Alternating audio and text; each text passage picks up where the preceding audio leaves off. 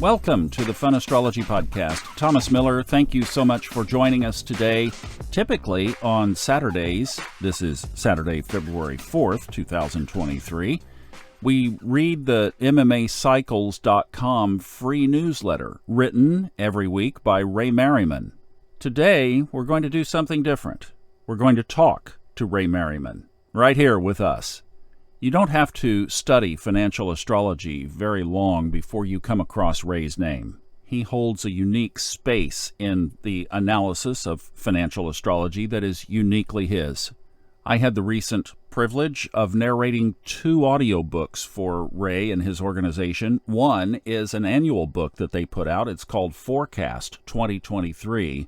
It's a mundane look at everything that is in the sky that could affect us here on planet Earth over the next 12 months. It's a mundane analysis, far more than a financial analysis. There is the second component that you can get from his website that also includes the financial forecast for this year, but the audiobook part is purely mundane. The second book is called Trends 2023. He talks about the details of trends toward the end of the interview. It looks at your sun sign from an overview perspective, and then career and finances, love and relationships, health and spirituality. All the key areas of astrology, right? Well, both books are out. They are available on Audible and on Apple Books. And I always like to remind people, no, you do not need a subscription to purchase books on Audible. They just make it look like you do. And I found Apple Books to be a couple of dollars cheaper. When Ray agreed to do this interview, I really didn't have any expectations. It was our first time to talk in person.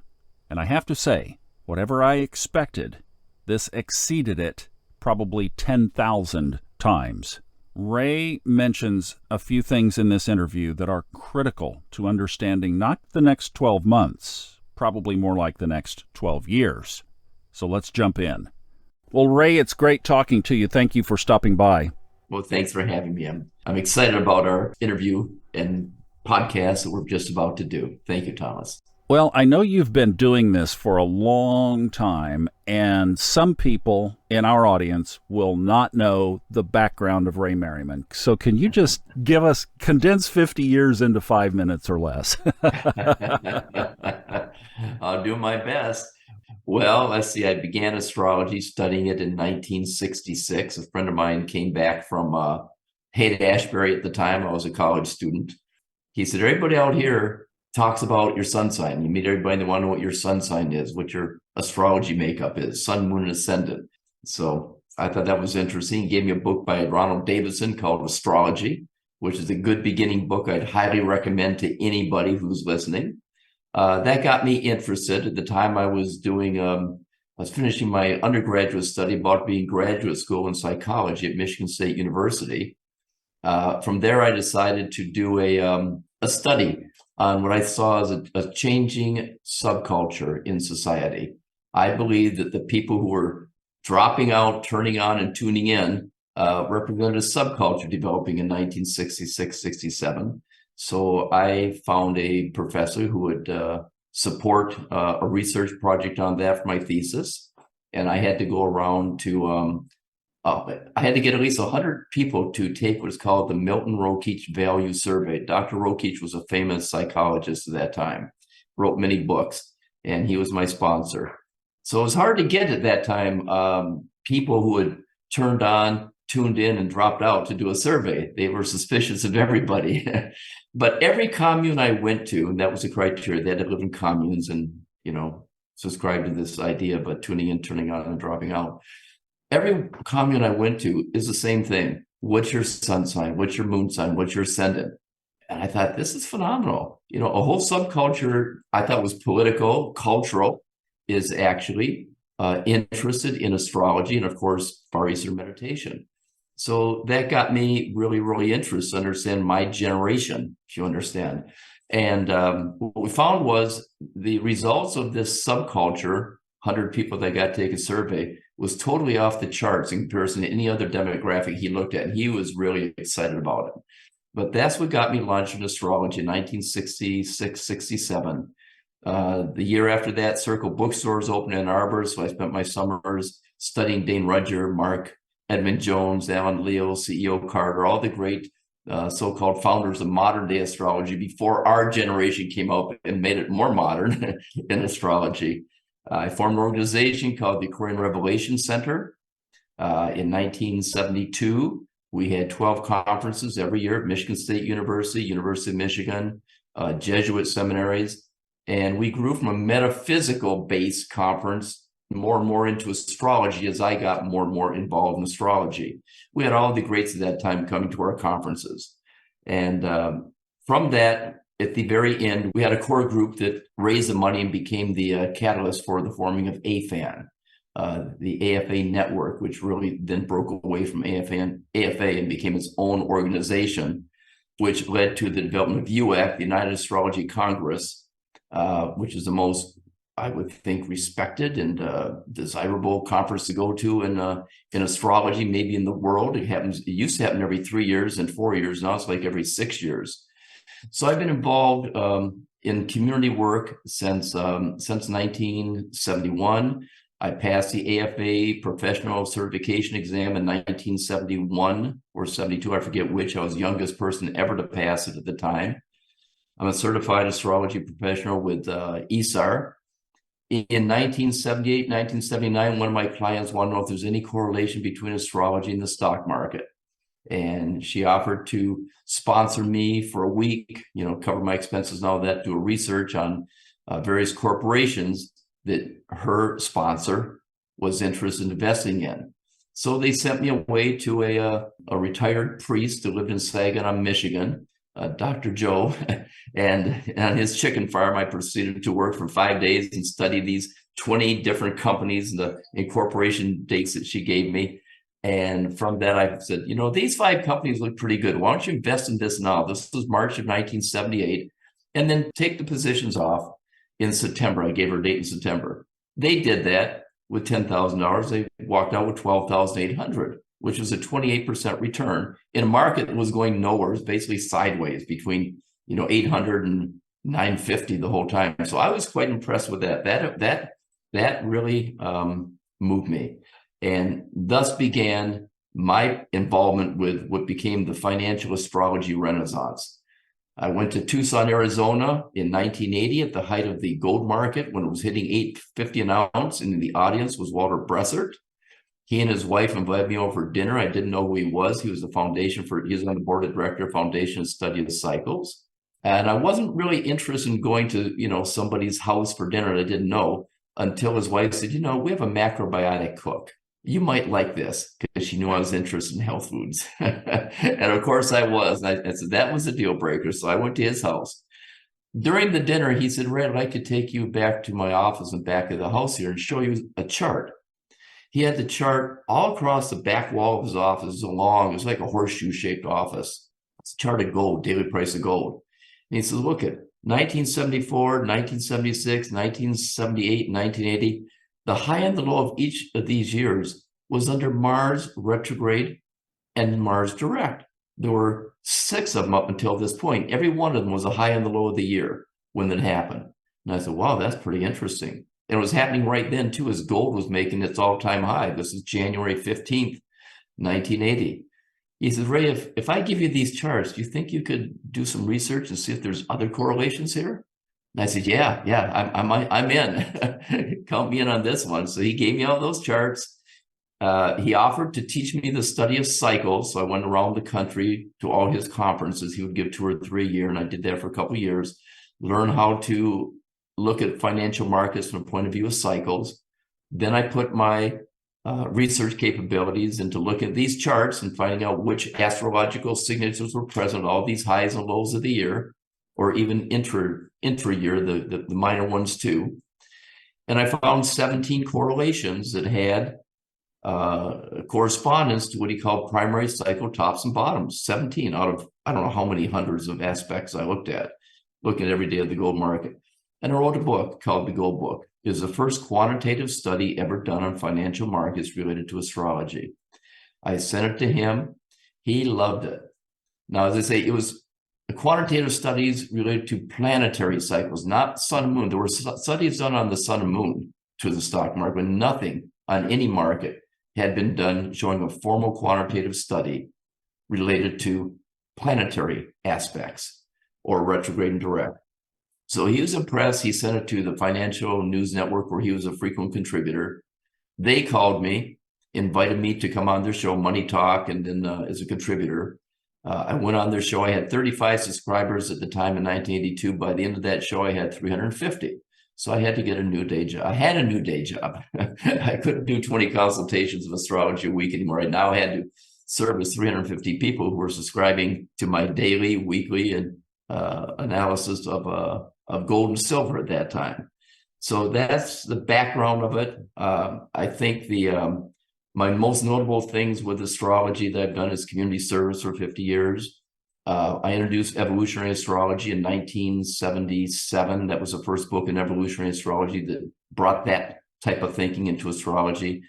And then the late 70s, early 80s, I did the book on the gold market. And since I've written several books on the relationship of astrology to financial markets from the point of view of financial market timing. Wow. You know, we were talking about Robert Glasscock before we started rolling, and he tells a similar story. It's almost like this work found you and called you into it. Yes. Yeah, I would say that's true, Thomas. I mean, I didn't, go to college with the idea that I was going to end up an astrologer. I didn't go to college with the idea I was going to end up in finance, even though I started in business administration. My degree end up being in psychology. So, when I embarked upon this, that it wasn't my intention, it wasn't my vision that I was going to end up defining my life's work through astrology and finances, but that's how it happened. And I couldn't be happier. It's been a very wonderful, exciting journey, meeting very incredible, colorful, brilliant people along the way. I'm just truly grateful for this opportunity to have embarked upon this path in life. Your work is as much about cycles as it is astrology or anything else. Was it from these roots that you started to see these repeating patterns that were predictable and then just carried that on? Well, as you know, astrology, it can stand on its own.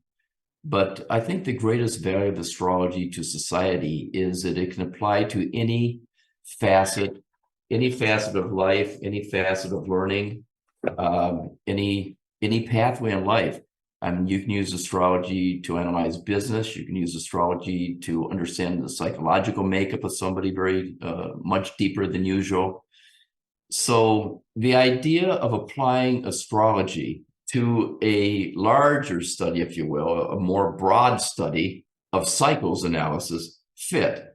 In fact, I think the two are very highly related. To me, the study of astrology is really the study of cycles in the universe related to cycles in human activity. Okay, we have cycles in our human activity, whether it's economics, political, business, health. We have our cycles, relationships. And if we can identify what astrology factors were present at the highs and lows of those cycles, and we can show some kind of a quantitative study, empirical studies, it becomes a basis to support that study. One thing we've lacked in astrology all through the years has been empirical studies. Most of astrology is based upon qualitative studies, case histories. But the reason for that is because most people who came into astrology came from the background of the helping professions. They weren't statisticians. I'm not a statistician, but I learned a little bit about it in college.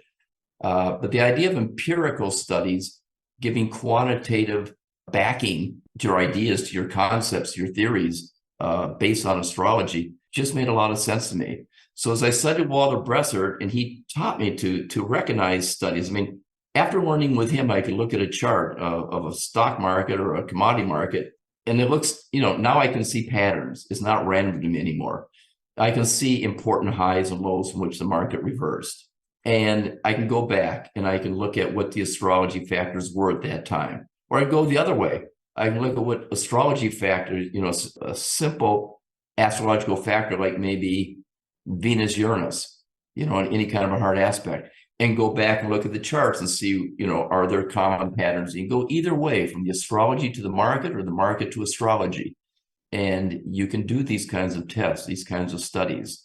And so when you ask me cycles related to astrology, I like to apply my knowledge of astrology to the study of cycles more than the other way around. I can do it the other way around, but it makes more sense to me to say, okay, here's the times. These are the cycle highs and lows. These are the times when they're due.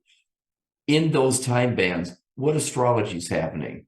And what are the astrological factors happening during that time that have a correlation consistently to highs or lows, reversals in the markets in the past? So that's what I've done. And I continue to combine the two studies together, cycles analysis and geocosmic studies. They fit like a hand in a glove. They're very, very compatible to one another. Here's a question. Wall Street and the financial markets collectively is a big, big business. You've been doing this for a long time, all the way through the 80s, all the way through the 90s, all the way through the 2000s. Are there some closet astrologers out there that follow your work because they get an extra edge? That's why they use it. Every trader is looking for that extra edge. So it's more in the field of trading than it is in investments. Now, astrology with finances is a marvelous tool, whether you're a long-term investor, even if you're a buy and hold, you want to buy something, you're going to hold it for all of your life. It still makes a difference if you buy it near the low of a long-term cycle than near the high. If I bought the Dow today at 34,000, it's going to give me a lot less return than if I would have bought it during the pandemic when it was 18,000. Okay, it's got up over 100% since then. So it's important if you're a long-term investor to know the general time band when that long-term cycle is due, and you're going to get 100% return over, the next 4 or 5 years, whatever the case may be. So when you ask me about are there closet astrologers on Wall Street, I'll tell you a story. When I started the forecast book, which you did an excellent job of doing an audio book broadcasting for me Thank you. year. By the way, everybody should get a copy of that. It's wonderful to hear these ideas instead of just reading them. But back in the 80s, late 80s and 90s, when I was writing this forecast book, it wouldn't be unusual to go to the Board of Trade or the Chicago Mercantile Exchange or the COMEX Exchange in New York City and see a copy of that. There would be people, the floor traders. Back then we had the shout, the barking system. I forget exactly what they call it, the outcry, where you'd have to, give your price. I want to buy it. I want to sell it at this price. Well, a lot of people, not a lot, but a few of them were basing it on the time bands that I had written, or Jeannie Long, who was, my partner at the time in finances. We were financial partners. She wrote a book too called The Trader's Almanac. And she would indicate a lot of these time bands too. So it wasn't unusual to see traders in the commodities floors or option floors looking at the forecast book or looking at the Trader's Almanac by Jeannie Long. You wouldn't see it on Wall Street too much because they're more investment oriented. But you'd see it in the trading community. So traders loved it because astrology is a timing tool. Market timing gives traders that extra edge that they seek. Investors, they have a whole different psychology. Their idea is it's a fool's errand to try to time the market. But I think we've proven over the last 30 or 40 years, in many cases, that we have been able to predict, I guess the word is. I don't like that word, but it's true. We've been able to predict this is a time and this is a price band when the market is most likely to make a low or a high, and you should be prepared to go the opposite way. We've done that many, many times. In fact, there's many times in between 2010 and 2014, when I would actually give out intraday analysis based on half-hour charts, and then would say, okay, this is a half hour. In this half hour, you want to buy gold when it gets around 1520. And I was very successful with that. Around 1520, 1530, it hit there 3 times during between 2011, 2012, and every time went up $200, $300. And that really helped my reputation. One other thing that helped my reputation a lot too was the UAC conference, 2008 in Denver. oil was over $100 a barrel. Nobody had predicted, well, one company had predicted, I think it was maybe Goldman Sachs or Smith Barney predicted some time ago, they expected oil to get to $100 a barrel. Well, it was around $90, $80 a barrel in May of 2008. And everybody was excited, like, crude's going to go to the moon. And I gave a talk called The Coming Green Revolution, based on astrology. And in that talk, I discussed crude oil. That, I think crude oil is going to get to $144 a barrel, give or take $6, $7. And it's going to do it in the next couple of months. And it's going to fall 75, 90%. Actually, it's 77 to 93%. And sure enough, 2 months later, crude oil topped out $147 and some cents. And by the end of the year, it was down to 30s. It had dropped 78% in a matter of 5 months. That really got my reputation off the ground too, in addition to what I did on the Money Talk show in 1983 and went from 35 subscribers to 350. So it is possible to make a prediction within a short time band and within a tight price range, knowing your cycles, knowing your technical analysis, knowing your astrology. You can make a prediction, and there'll be many, many cases where you'll be right. You're going to be wrong a lot too. You won't hit it. But you're going to hit it a lot, much more so than the talking heads on television who tell you the time to time the market is a fool's errand. No, it's not. It can be done. It can be done often. Here's a man who built his whole career on it. Yeah. What are you seeing now? Is Wall Street, and you say not Wall Street, but the industry, more interested in astrology now? Has it been growing over the last 5 or 10 years? Yeah, the biggest growth though was from nothing really in the early 1980s to probably till the turn of the century, to around 2000. It grew very rapidly. It's still growing, but not at the same pace because so many people are aware of it now. But yeah, we continue to get new people coming in all the time. I mean, Bitcoin was very good for it. A lot of your younger market analysts were astrologers with Bitcoin. The millennials, they look at astrology, and they developed quite a niche for themselves on Twitter, maybe Instagram and TikTok. So that brought in a whole new community. The problem is that the ones who came in through Bitcoin, to astrology through Bitcoin, they'd never been through a bear market when they finally got involved, which was mainly, I think they mostly got involved in 2015 after it went to 19,000, it came down to 3,000. Then everybody got involved in it. And when it got to 69,000 November of 2021, everybody was into Bitcoin. And all the financial astrologers, not all, many of them, thought this is never going to end. It's going to continue to go.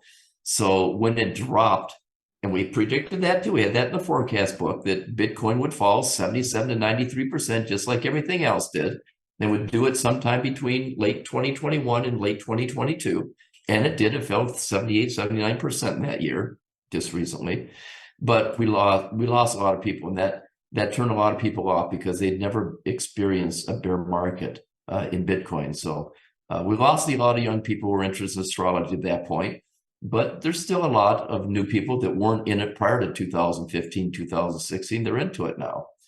It's still growing. There's always new people coming into it. We have a lot of intelligent astrologers in our community. They do a lot of good work. There's the opposite too. There's a lot of people make up rules. They go along and say that's based on astrology, and it's not.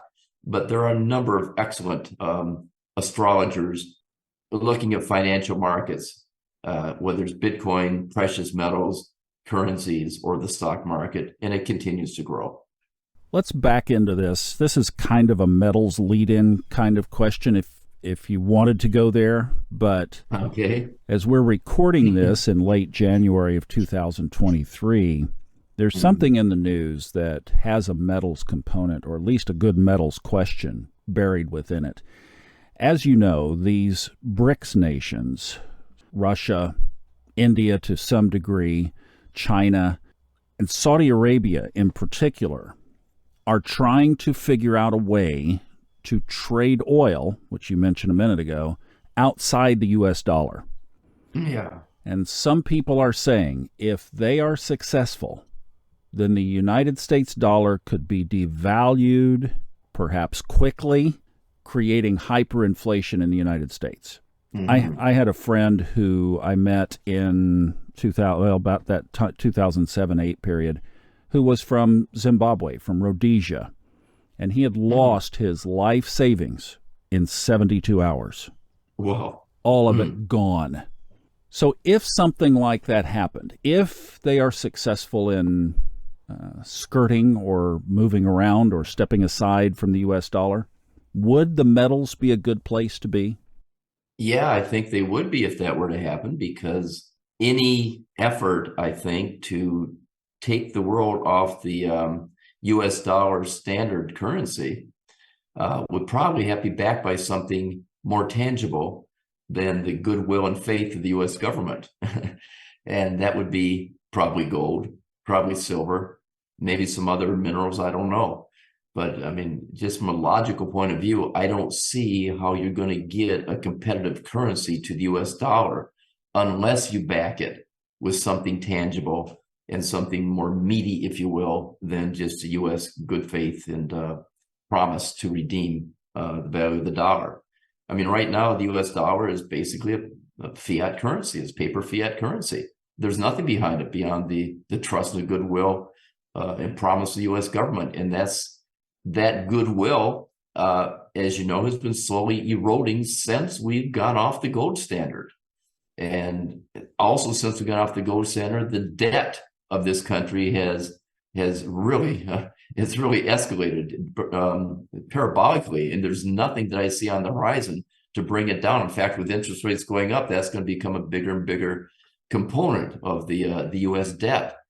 So when you talk about other countries like Russia, China, maybe Brazil, India, I mean, if they decide to put out a currency that has a tangible background, tangible assets backing it, and they reduce their own debt, they could do it. Right now, China has a huge debt. Russia, of course, has a huge debt. That's kind of holding them back. But if they do all get together and decide they're going to accept payment for petroleum, for fossil fuels, for crude oil in their currency, yeah, that could have a very disabling effect, destabilizing effect, not just on the U.S. currency in the United States, but throughout the world.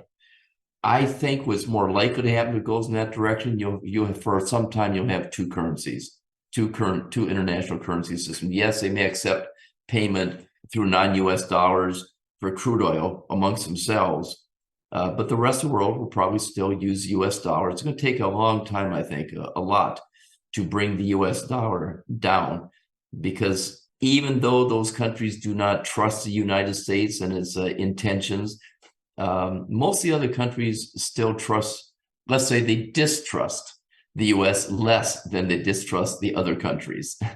So part of the feature that's necessary to make a transition from the standard world currency is going to be the trust of whoever is the standard, whatever nation is behind the standard world currency.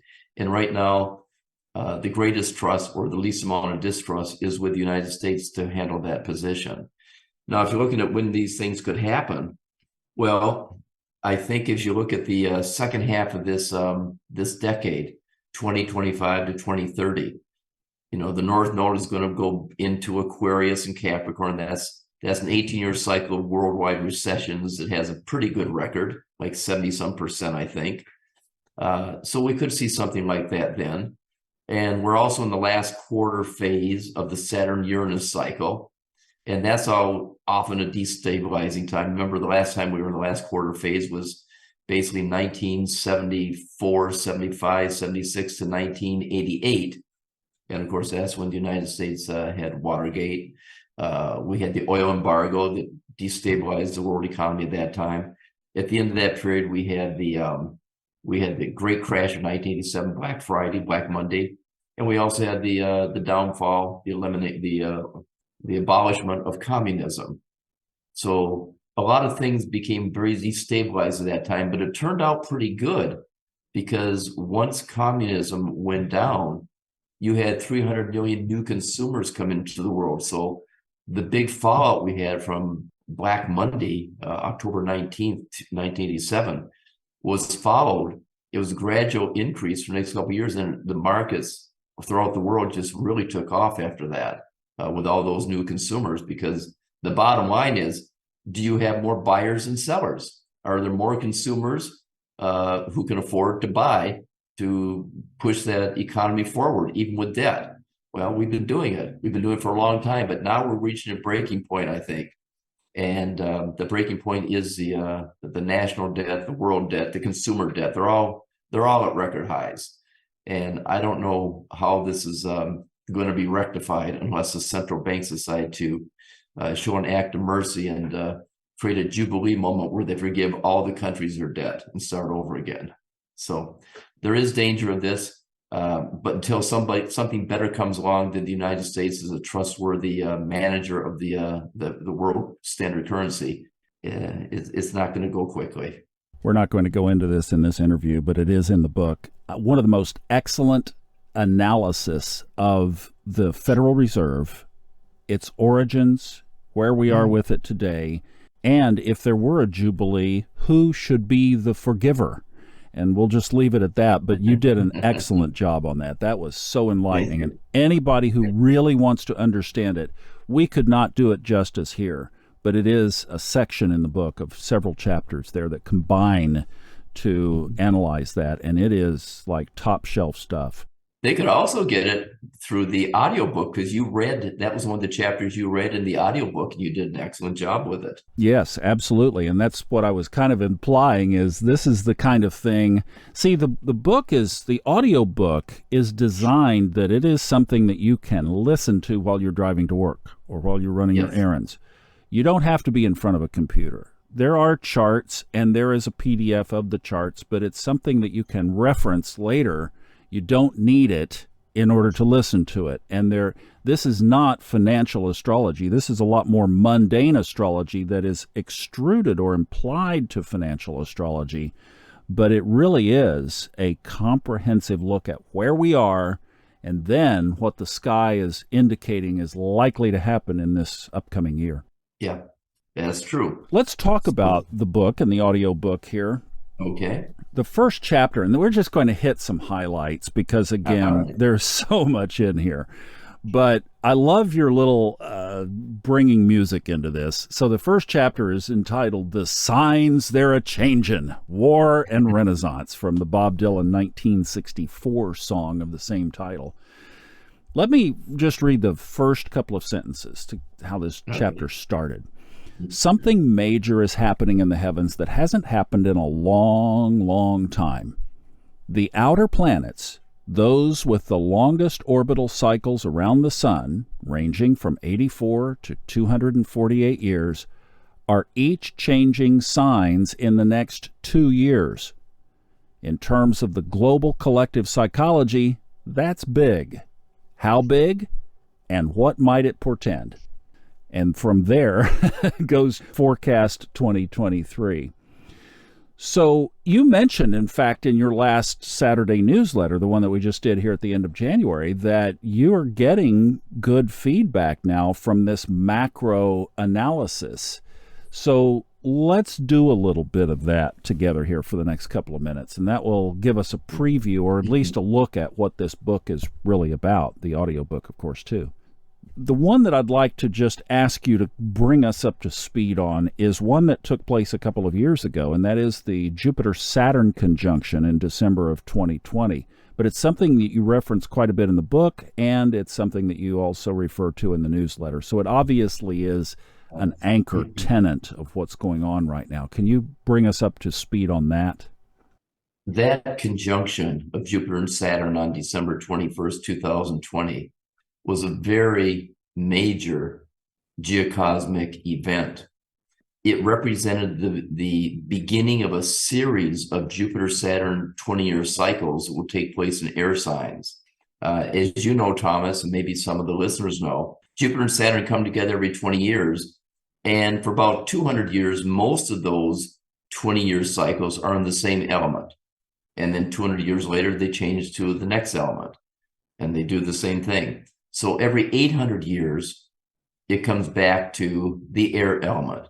So we had an air element pilot, if you will, a preliminary bout in 1980. Jupiter, Saturn went to Libra, 80-81, and then went back to Earth again in 2000. And then finally in 2020, it goes back into the air signs. And it's going to be there for the next 140 years. Each Jupiter-Saturn synodic cycle will be in an air sign. Well, this one that happened on December 21st, 2020 is extremely important because it's 0 degrees Aquarius.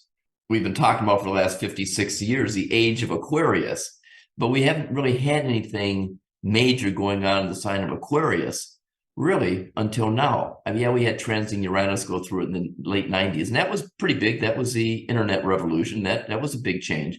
But now we get the Jupiter-Saturn, the great mutation, happening in 0 degrees Aries and starting this 140-year period of synodic cycles and air signs.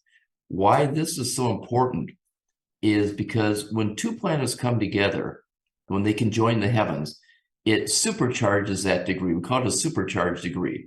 0 degrees Aquarius is now a supercharged degree, which means any planet that crosses that taps into the themes of this new age, this new era. We call it era, A-I-R-A, a new era, air sign age. So anything that goes around that passes 0 degrees Aquarius is going to touch off this new era. And as you know, Pluto is going to go into Aquarius March 23rd. And it's going to go back and forth 5 times between March 23rd and the end of November 2024. So it's like most of 2 years there, 2023 and 2024. Pluto, the strongest, the longest planetary cycle in our orbit, is going to hit this supercharged degree that kicked off the new era at 0 degrees Aquarius, Jupiter, Saturn. So a lot is going to happen in the next 2 years. If you go back to the last time that Pluto went into Aquarius, by the way, it does it every 248, 250 years. The last time it went into Aquarius was April of 1777. And it was there for 20 years.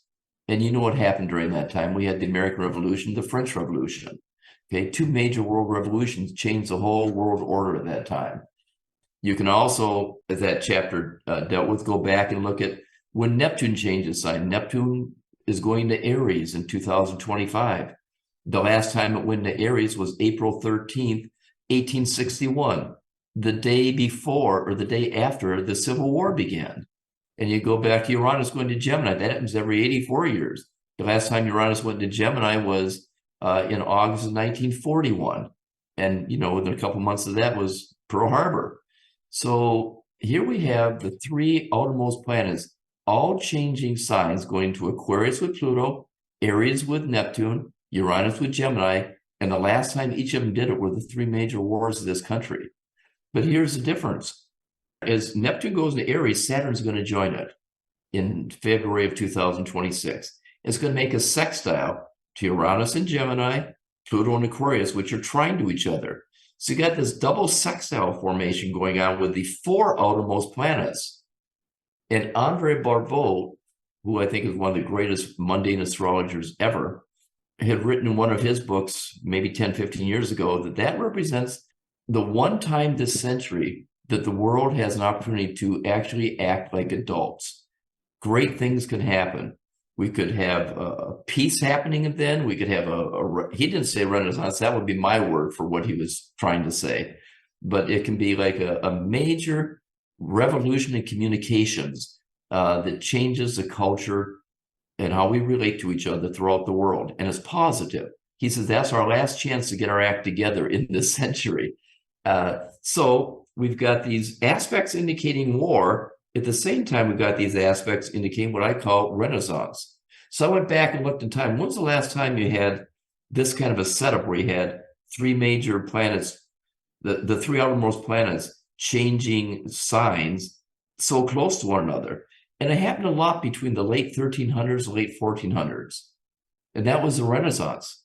That was the peak of the Renaissance, especially 1446 and 1452. There was a couple of times there where they're going back and forth between signs.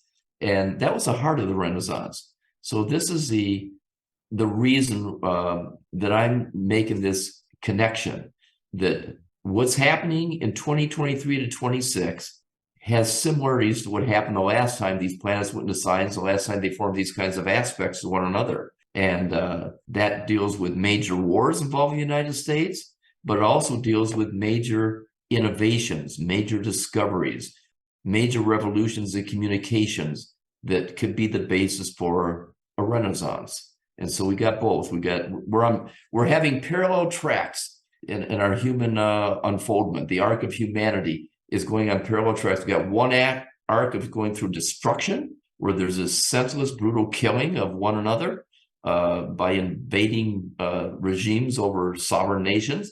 We got this other track, which is continually inventing, innovating, coming up with new discoveries that are improving the life of humanity, and it's very exciting. So my thinking is that in the end, creation, innovation always wins out over destruction. You'll only destroy for so long before people say, there's nothing else to destroy. Let's start rebuilding. So I think we're going through the extremes here. We're going through this destruction extreme, and we're going through this creation extreme. And I think the creation is going to win out in the end. Wow, just incredible. One of the aspects that I have overlaid and studied on top of that fits perfectly is what happened in January of 2020 when Saturn and Pluto aligned in the sky. And you go back to tracing the history of that, the 1284 conjunction kind of closed the parentheses of the Dark Ages, and then the shift began over the next about 75 years into that Renaissance period. And kind of interesting that the last thing that happened in the 1300s before the Renaissance kicked off and launched in Florence was the bubonic plague. That's right. This time, the first thing that happened out of the chute after Saturn and Pluto was a plague. So I was I've been watching this. I was like, something big is going to happen. And in late January of 2020, when all of a sudden the World Health Organization declared this thing a pandemic, I was like, oh, so we're starting with it this time. We know what else happened at that time with Saturn conjunct Pluto, and it got overshadowed because so quickly after came COVID. But within a couple of days of that January 2020 conjunction was the assassination of the Iranian general by the United States. And that's more of a classic example of Saturn and Pluto, where assassination is one of the key phrases that could go with Saturn and Pluto, the elimination of one's enemies. And not only did it happen in Iran, but it happened in other places in the world too, where, the leaders are getting rid of their enemies. They continue doing it. And that's the Saturn Pluto, one of the aspects of Saturn and Pluto. But you're absolutely right. When Saturn and Pluto hits, in such a major aspect like this, as it did in the 1200s, you get a threat to life, and it can be a threat, a massive threat to life, but it can also be the catalyst that leads us to reform of structures that are getting obsolete, no longer useful, tiresome, and those that can be the seed of a catalyst for revolt and revolution, which of course was followed, in this case, with Saturn square Uranus, which is probably the most classic revolutionary aspect there is. And what do we notice going on since Saturn conjunct Pluto, followed by Saturn square Uranus? I mean, we just had an explosion of conspiracy theory and this effort by very loud minority voices that grab the podium, they grab the microphone, and it's the extremes that kind of control the narrative going on in the world over the last couple of years. Now, I'm hopeful with Jupiter and Saturn coming together and starting to go into their opening phase. Now, Jupiter starting to separate from Saturn, that you get the positive principles of Jupiter-Saturn, which is going from extremism of the Saturn-Pluto and the Saturn-Uranus. You're going to go from the extremism more toward the moderation, which is where Saturn and Jupiter work out best. Jupiter's too much, Saturn's not enough. So what's the solution? Somewhere in the middle, not too much, not too little. That's what works in the waxing phase of Jupiter-Saturn that we got going on through the rest of this century without the interference of Saturn square Uranus. And also, I'm also hopeful in that regard. I wanted to pick those two apart. Saturn and Uranus occurred in 2021 twice, 2022 once. Yeah. And then we had the Pluto return of the United States in the United States chart, where Pluto hit in 2022, its exact location in the natal chart. Did we skate past those without as much impact as maybe we could have, or are those going to wax out over a much longer period of time, that, in the drive-through mentality that we have now of I want it right now, that we didn't get the big, Pluto return? Is the United States going to fold? Yeah, well, it didn't. We're still here. What's ahead? But we did have our insurrection, didn't we? There was the attempt to storm the Capitol and to deny the results of the election and to overthrow it and put somebody else in power who didn't legitimately win the election. At least when I say legitimately, I mean, we can't prove it. There were 61, 62 court cases where it was brought to the docket to deny the election results, to consider it fraud, and every one of them failed. So in a sense, we did have a Pluto return.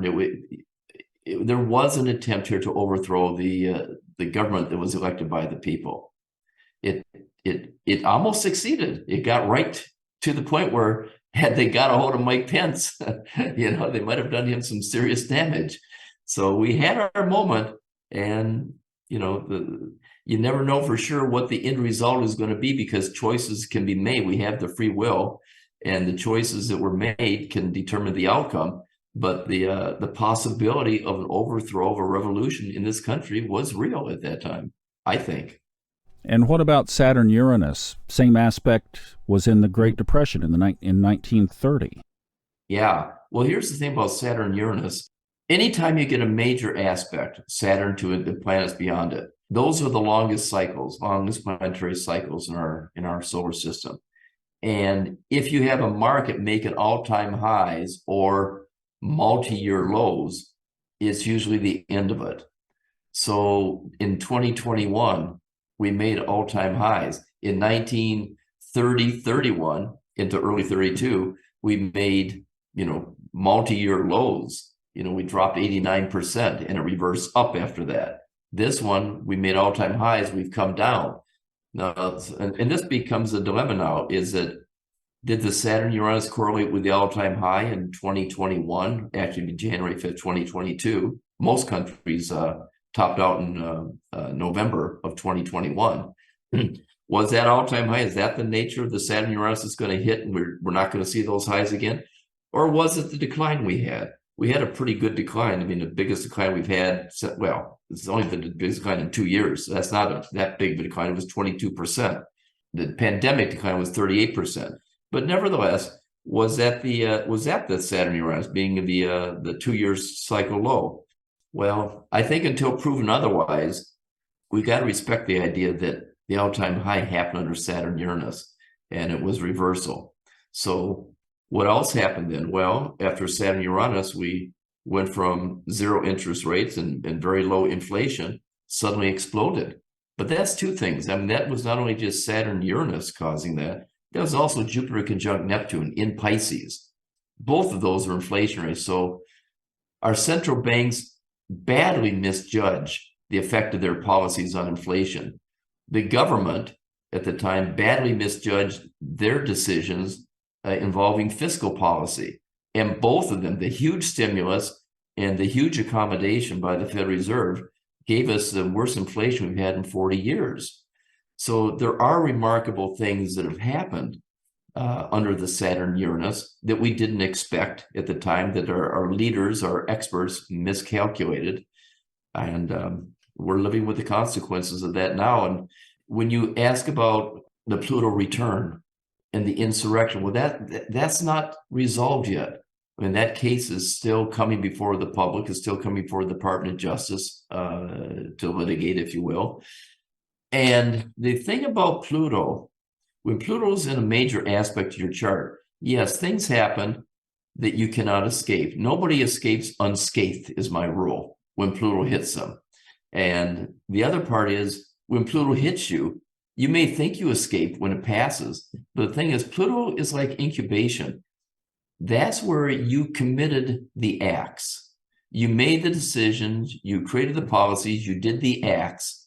And maybe the consequences didn't become apparent right away. It sometimes takes 1 to 3 years afterwards. It's like, I hate to say it, but like people who get cancer, they don't often know they got cancer. But when they get it, they're under Pluto aspect, but they may not find out about it until 1 to 3 years later that, oh no, I've had cancer and I didn't even know it.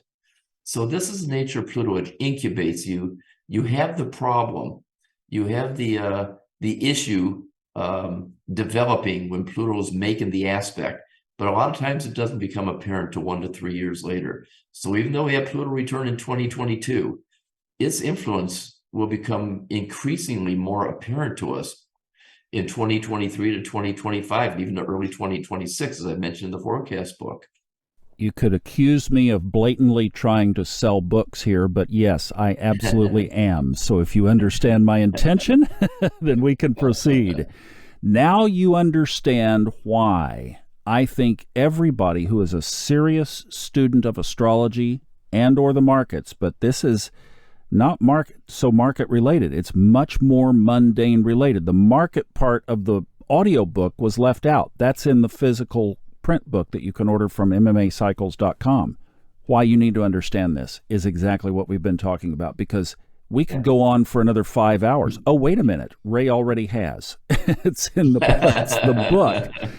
And that's why you need to understand these things, because we are talking about major thematic events here. Again, how the book started. Something major is happening in the heavens that hasn't happened in a long, long time, with these outer planets changing signs.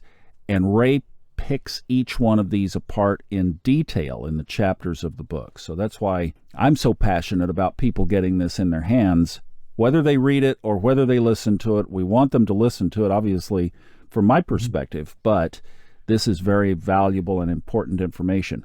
Let me ask you this. We've talked about war. We've talked about economic crises. We've talked about various things that are scary to hear, especially in the uncertainty.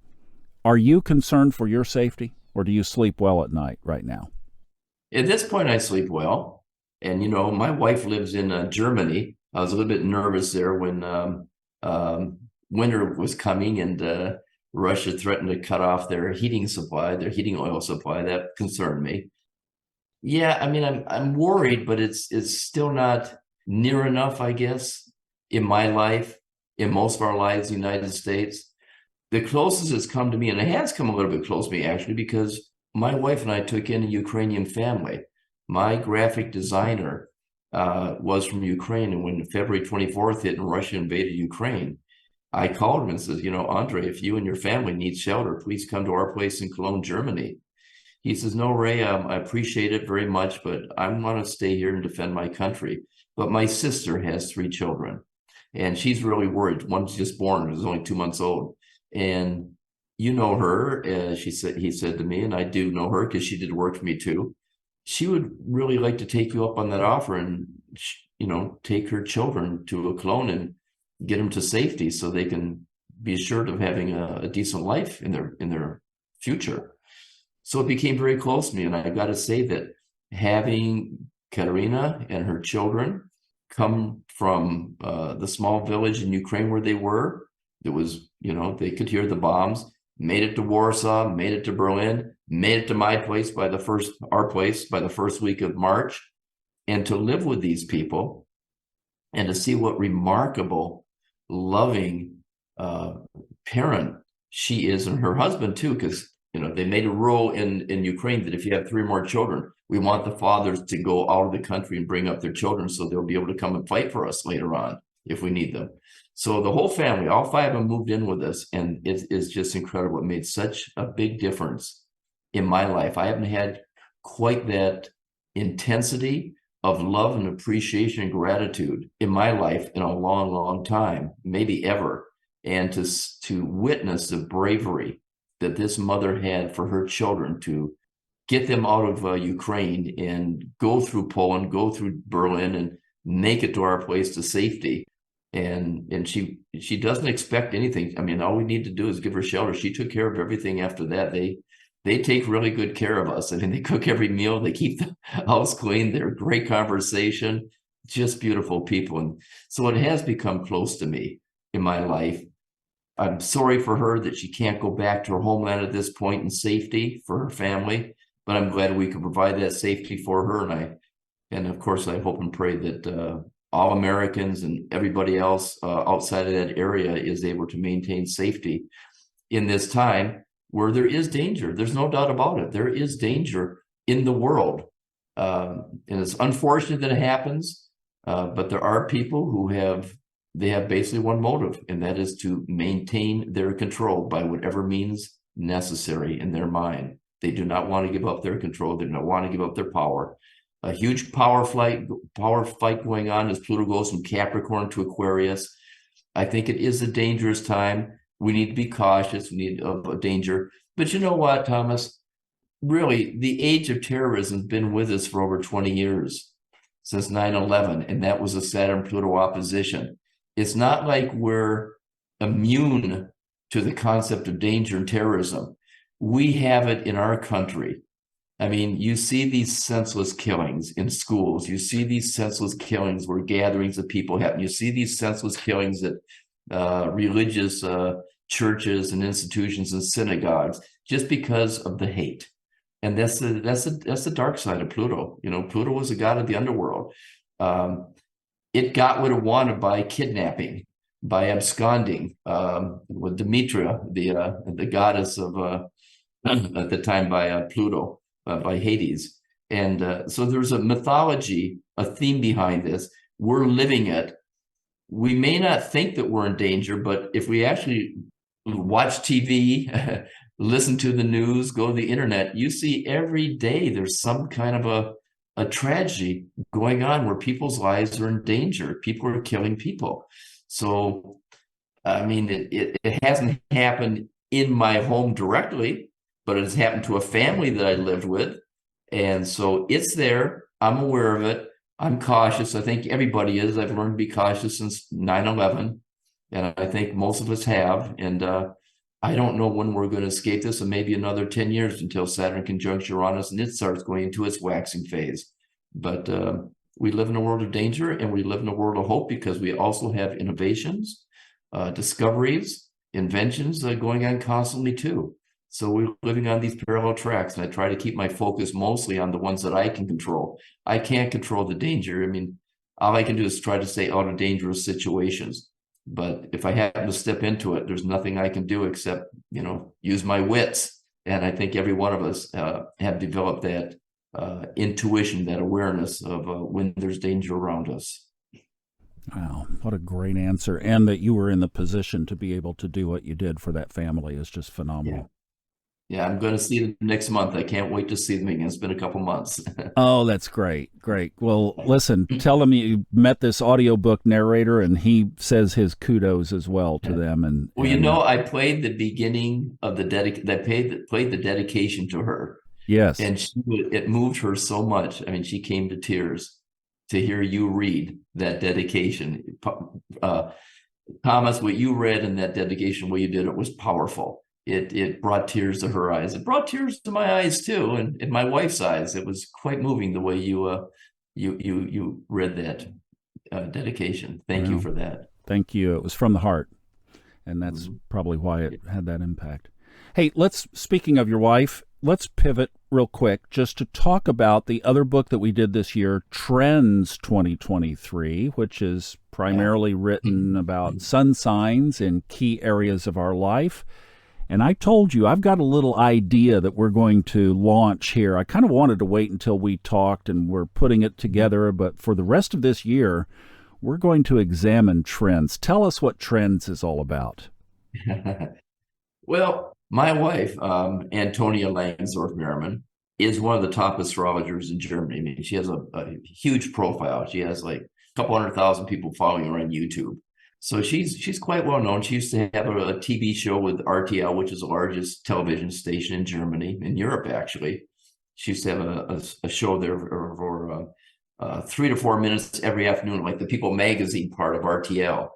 So she knows her astrology. She's really, really good with sun signs and celebrity charts. So she's been writing her sun sign book for a few years now, and but she has a lot of respect for me, thank goodness. and she likes to interview me before she writes that book. So she gets my ideas of what's going on with each of the sun signs based on the far out planets aspecting that sun sign by whole sign method. By the way, I'm not a big fan of whole sign, but you got to use whole signs when you're doing sun signs astrology. So we analyze each sign in terms of business, in terms of finances, in terms of relationships, in terms of health, and general psychology. Now, I cover the psychology, I cover the business finances. She also adds the psychology. She covers relationships because that's her main thing, love and relationships, and she covers health. And so each chapter has, approximately 20 pages where it analyzes those things, but then she takes a step further. She actually goes into specific periods during the month when it's either challenging or highlighted favorably. And she brings out, what you can do to maximize the favorable periods and what you can do to minimize the challenges and maybe transform them into, positives in your life at each of these periods. So you might get, 8 to 10 periods under each sign of its career, another 8 to 10 under health, another 8 to 10 under relationships that stand out by her analysis. So it's a very interesting book. I think, of course, I'm a bit prejudiced, but I think it's the finest book and the most detailed book that goes into these kinds of analysis of all the sun sign books out there. I'm very proud of her, what she put together. I'm glad to be a contributor to it. And I'm glad to have you have given us an audiobook on it. And I highly recommend it to people if they want to get an idea of what their year is like. And it's not just your sun sign. It also goes into specific dates in each sun sign that stand out and for what reasons they stand out and what you might expect. And those are the top areas that people typically consult astrology for as well. So Correct. you really hit the sweet spot. Yeah, love and money. Those are two things that most people, health is important too. But we have a joke in astrology. The most common question we get asked by our clients is, when is my boyfriend's wife going to divorce him? Something like that.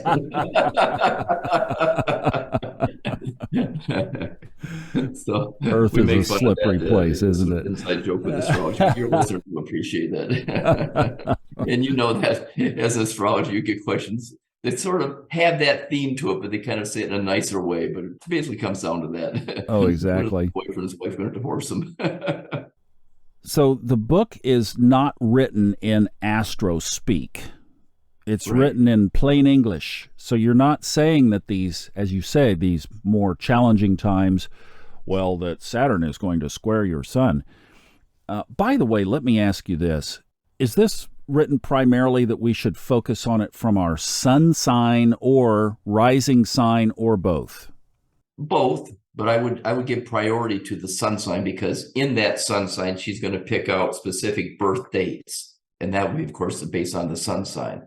But yeah, if you want to go the general, definitely the general psychology part more than anything, you could use your ascendant for that as well.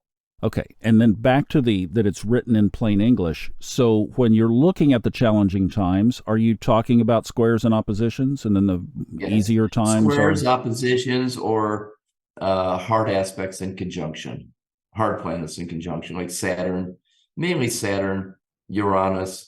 Well, I guess all the major aspects would be hard.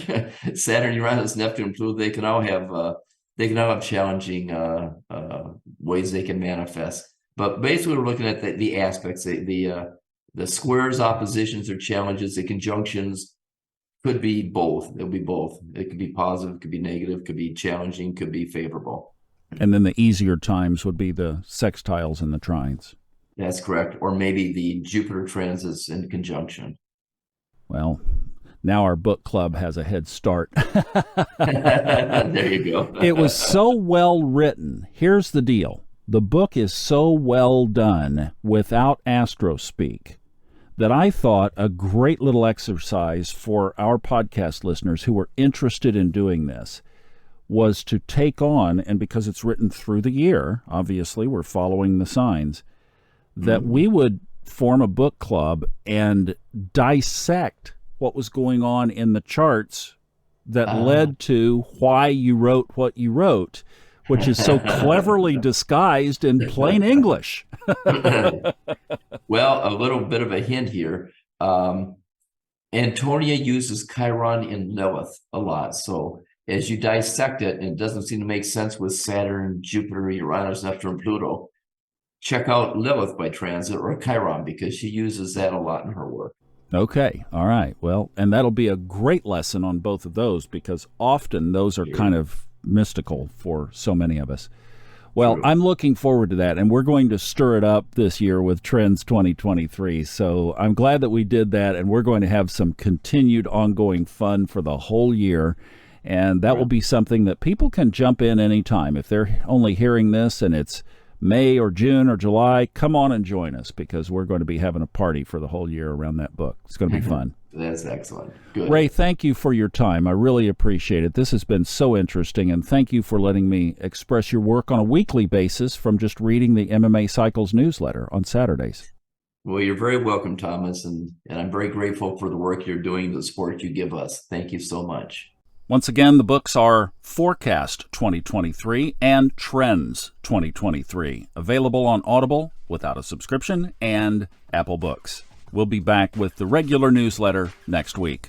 Hope you have a wonderful rest of the weekend, or whenever you're listening to this. Thank you so much for stopping by, and we'll see you on Monday with another week ahead on the Fun Astrology Podcast.